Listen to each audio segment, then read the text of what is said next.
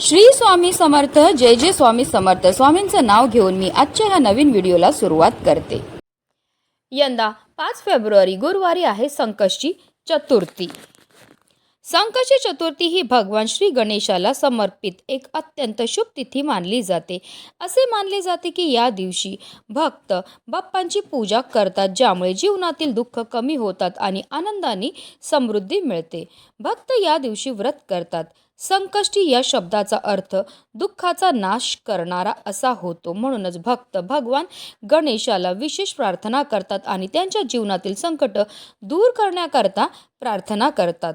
धार्मिक मान्यतानुसार देवी पार्वतीने प्रथम आपल्या पुत्र गणेशाच्या दीर्घायुष्यासाठी आणि कल्याणासाठी संकष्टी चतुर्थीचे व्रत केले होते. तेव्हापासून हे व्रत बालसुख, मानसिक शांती, यश आणि अडथळे दूर करण्यासाठी विशेषतः फलदायी मानले जाते. या दिवशी भगवान गणपतीची पूजा केल्याने घरातील नकारात्मक ऊर्जा दूर होते आणि कुटुंबात सुख शांती टिकून राहते. तसेच गणपती बाप्पांच्या कृपेने आपल्या सर्व इच्छा मनोकामना पूर्ण होतात. संकष्टीचे हे व्रत सूर्योदयापासून सुरू होते आणि चंद्र दर्शन झाल्यावरच पूर्ण होते. म्हणून चतुर्थीच्या दिवशी चंद्र पाहणे खूप महत्त्वाचे मानले जाते. चंद्र पाहिल्यानंतरच हे व्रत संपते व पूर्ण होते. आणि संकष्टी चतुर्थीला चंद्रोदयाची वेळ ही रात्री 9:35 असणार आहे.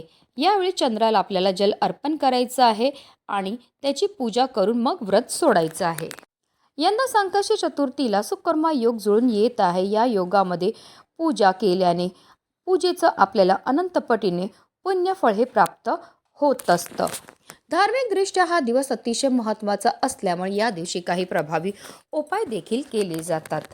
आणि म्हणूनच आज संकष्टी चतुर्थीच्या दिवशी तुम्ही काही नाही केलं तरीही चालेल, पण संध्याकाळी दिव्याखाली ठेवा ही एक वस्तू. ही वस्तू ठेवल्यामुळे आपल्याला सर्व कामामध्ये यश तर प्राप्त होणारच आहे, पण मोठ्यात मोठ्या कर्जापासून आपल्याला मुक्तताही मिळणार आहे. आपल्या घरामध्ये धन येण्याचे अनेक मार्ग हे मोकळे होणार. गणपती बाप्पांच्या कृपेने आपल्या सर्व इच्छा मनोकामना ह्या पूर्ण होणार आहे. तर ती कोणती वस्तू आपल्याला दिव्याखाली ठेवायची आहे, कोणत्या वेळेत ठेवायची, त्याबद्दल सविस्तर आणि महत्त्वाची अशी माहिती मी तुम्हाला या व्हिडिओमध्ये देणार आहे. तर व्हिडिओ पूर्ण पहा आणि जर तुम्ही चॅनलवर नवीन असतील तर चॅनलला सबस्क्राईब करा आणि शेजारी बेल आयकॉन सुद्धा प्रेस करा.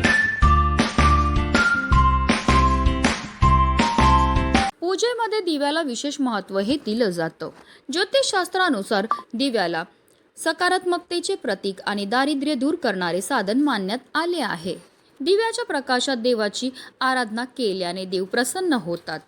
तुपाचा दिवा घरात लावल्याने घरामध्ये सुख समृद्धी येते आणि आरोग्य सुधारते. आणि घरामध्ये तेलाचा दिवा लावल्याने घरात लक्ष्मीचा वास असतो. जेव्हा आपण दिवा लावतो आणि देवांची पूजा आणि आराधना करतो त्यामुळे आपल्याला प्रचंड समृद्धी प्राप्त होते. असे म्हटले जाते की देवी राजराजेश्वरी दिव्यात वास करते. ती लक्ष्मी, दुर्गा आणि देवी सरस्वती यांचे एकत्रित रूप आहे. हा दिव्याचा उपाय केल्यामुळे आपल्याला गरिबीतून मुक्तीही प्राप्त होणार आहे. म्हणूनच प्रत्येकाच्या घरोघरी आज संध्याकाळी असा हा दिवा जो आहे तो लावलाच पाहिजे. आता हा उपाय आपल्याला कधी करायचा, तर हा उपाय आपल्याला संध्याकाळी 6 वाजल्यापासून 7:30ची जी वेळ असते ती माता लक्ष्मीची आगमनाची वेळ असते. आणि त्यावेळेमध्ये जर असा हा दिवा आपण आपल्या देवघरामध्ये लावला तर त्यामुळे माता लक्ष्मी आपल्या घराकडे आकर्षित होणार आहे. या उपायाकरता आपल्याला एक दिवा हा लागणार. आता दिवा तुम्ही रोजच्या देवपूजेमध्ये जो वापरतात तो घेतला तरीही चालणार आहे, किंवा मातीची पणती घेतली, स्टील, पितळ किंवा कणकेपासून दिवा तयार केला तरीही चालणार आहे. आता या दिव्यामध्ये आपल्याला 2 वातीची 1 वात करून लांब वातही टाकायची. तसेच जर शक्य असेल तर आवर्जून या दिव्यामध्ये शुद्ध गाईचं तूपच टाका. पण आता काही कारणास्तव नसेल तुमच्याकडे शुद्ध गाईचं तूप तर रोजच्या देवपूजेमध्ये जे तुम्ही तेल वापरतात ते टाका आणि त्यामध्ये तुम्हाला चिमूटभर हळदही टाकायची. अशा रीतीने आपल्याला दिवा हा तयार करून घ्यायचा आहे.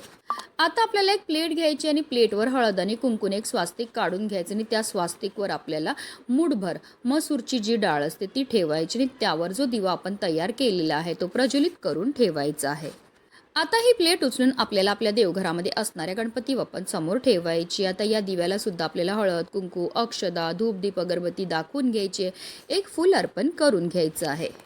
आता या दिव्यामध्ये पांढरे किंवा काळे तीळ आपल्याला चिमूटभर टाकायचे आहेत. तीळ हे गणपती बाप्पांना अतिशय प्रिय, तसेच तिळांना दारिद्र्यनाशक असं सुद्धा म्हटलं जातं. आता आपल्याला देवघरामध्ये आसन घेऊन बसायचं आणि काही सेवा ह्या करायच्या आहेत. आपल्याला 3 वेळा गणपती अथर्व शीर्षमचं पठण करायचं. जेव्हा आपण गणपती अथर्व शीर्षमचं पठण करणार तेव्हा आवर्जून आपल्या मुलांना सुद्धा बाजूला बसवायचं. त्यांनी श्रवण केलं तरीसुद्धा त्यांना त्याचा खूप लाभ हा प्राप्त होणार आहे. 3 वेळा गणपती अथर्व शीर्षमचं पठण करून झाल्यानंतर आपल्याला 1 वेळा फलश्रुतीचं पठणसुद्धा करायचं आहे. फलश्रुतीचं पठण केल्यामुळे आपल्याला केलेलं सेवेचं अतिशीघ्र फळ हे प्राप्त होत असतं. आता काही कारणास्तव तुम्हाला गणपती अथर्व शीर्षमचं पठण करणं शक्य नसेल तर यूट्यूबला लावून द्या, हात जोडून बसा. तुम्ही श्रवण केलं तरीही चालणार आहे. त्याचबरोबर आपल्याला 108 वेळा ओम गणगणपतये नमः या मंत्राचा जप सुद्धा करायचं. या दोन्हीही अतिशय उच्च कोटीच्या सेवा आहेत. या सेवा केल्यामुळे फारच लवकर आपल्यावर गणपती बाप्पा हे प्रसन्न होत असतात. आता हात जोडून आपल्याला गणपती बाप्पांचं स्मरण करायचं. आपल्या आयुष्यामध्ये असणारी जी संकट आहेत, विघ्न आहेत, दोष आहेत, दारिद्र्य आहेत ते दूर होण्याकरता मनोभावे प्रार्थनाही करायची. आता जो दिवा आपण गणपती बाप्पांसमोर प्रज्वलित केलाय त्यामध्ये आपल्याला तेल किंवा तूप एवढं टाकायचं जेणेकरून हा दिवा जो आहे तो कमीत कमी रात्री 12 वाजेपर्यंत तरी प्रज्वलित राहील. संपूर्ण रात्रभर हा दिवा आपल्याला देवघरामध्येच ठेवायचा. दुसऱ्या दिवशी आपल्याला सकाळी लवकर उठायचं, स्नान करायचं, देवपूजा करायच्या अगोदर हा दिवा तिकडनं उचलायचा आहे. या दिव्यामध्ये असणाऱ्या ज्या वाती आहेत त्या आपल्याला निर्माल्यामध्ये टाकायचे. तसेच या दिव्याखाली जी मसूरची डाळ आहे त्यावर आपल्याला एक गुळाचा खडा ठेवायचा आणि ही गुळ आणि मसूरची डाळ जी आहे ती आपल्याला गाईला खायला द्यायची. आता गाय जर तुमच्या घरी असेल तर घरच्या घरी तुम्ही ही गोसेवा करू शकतात की एखाद्या गोठ्यात, गोशालेमध्ये किंवा वाटेत कुठेही तुम्हाला गाय ही भेटणार आहे. गायीजवळ गेल्यावर सर्वप्रथम तिच्या दोन्ही पायावर आपल्याला पाणी अर्पण करायचं, तिची आरती करून घ्यायची. त्यानंतर गाईला अशी ही मसूरची डाळ आणि गुळ खायला द्यायचं. गाईला मसूरची डाळ आणि गुळ खायला दिल्यामुळे आपल्याला मोठ्यात मोठ्या कर्जापासून तसेच ग्रहदोषापासून आपल्याला मुक्तताही मिळत असते.